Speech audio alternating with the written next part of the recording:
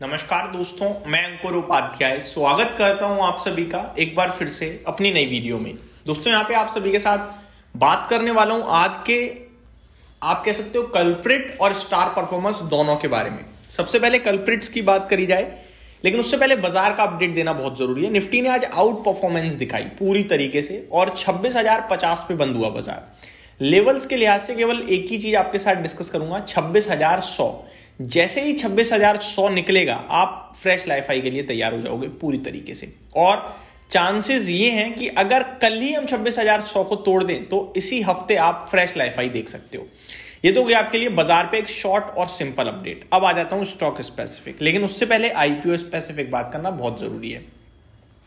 सबसे पहले तो आज एक लिस्टिंग थी टेनेको क्लीन एयर की, अच्छी लिस्टिंग हुई, 27% गेन्स के साथ स्टॉक आज बंद हुआ है। जिसके भी अलॉटमेंट मिला, पैसा बनाया, अच्छा पैसा बनाया, 27% गेन्स बन गए हैं आपके।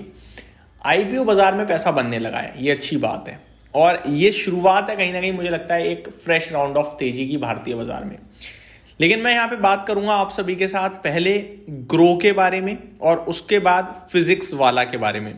तो अगर ग्रो की बात करें दोस्तों तो आज इसमें प्रॉफिट बुकिंग हुई है, 10% का लोअर सर्किट लगा दिया।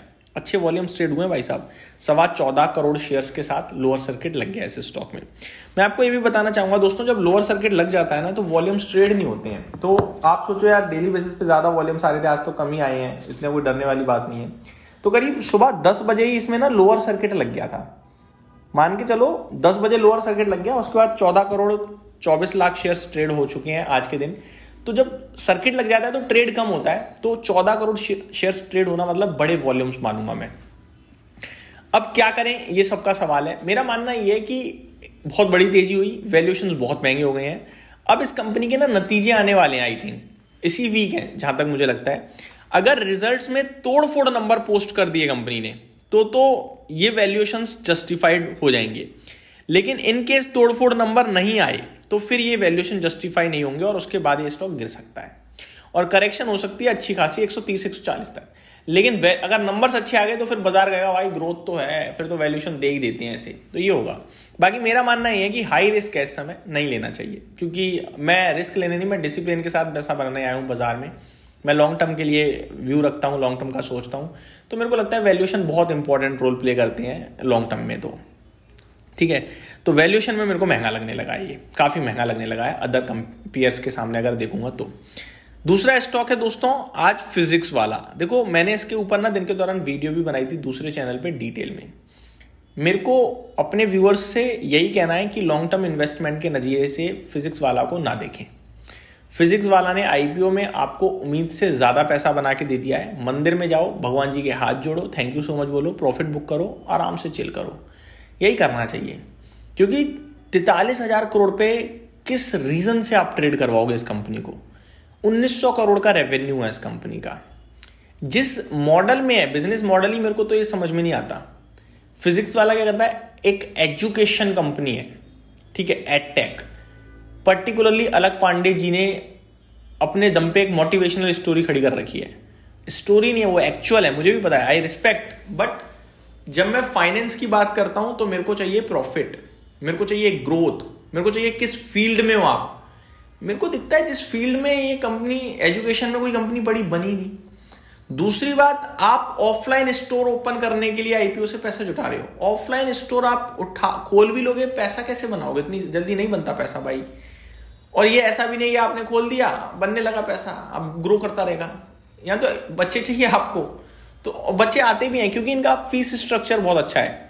लेकिन वो फीस स्ट्रक्चर अभी अच्छा है, आगे चलकर इन्हें कमाई के नजरिए से अगर देखना होगा तो फीस स्ट्रक्चर बढ़ाना पड़ेगा, तो फिर वो एक डिस्टर्बेंस आएगी बिजनेस में।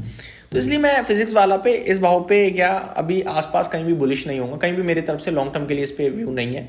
मैं अवॉइड करने के लिए कहूँगा इस स्टॉक को, ठीक है। अगला स्टॉक दोस्तों जो है आपके साथ डिस्कस करना है आज के सेशन में, ग्रो हमने डिस्कस कर लिया, फिजिक्स वाला डिस्कस कर लिया, टेनेको एयर। अब आ जाते हैं स्टॉक स्पेसिफिक। स्टॉक स्पेसिफिक पहला है दोस्तों सम्मान कैपिटल। अचानक 13% क्रैश हो गया, क्यों हुआ? मैं आपको बताना चाहूंगा। सुप्रीम कोर्ट ने एक ऑर्डर पास किया आज, जिसमें सुप्रीम कोर्ट ने कहा कि भैया सेबी, सीबीआई जांच करें इसके ऊपर, चल क्या रहा है, सारी जानकारी निकालो। जो पहले के पुराने मुद्दे हैं उनमें बहुत डिले हो रहा है, बहुत सीरियसनेस नहीं आ रही है। जांच पड़ताल करने के लिए सीरियस होकर कहा है सुप्रीम कोर्ट ने, और एफआईआर भी दर्ज कराई गई है। हालांकि कंपनी कह रही है no FIR order against company during court proceedings this Wednesday.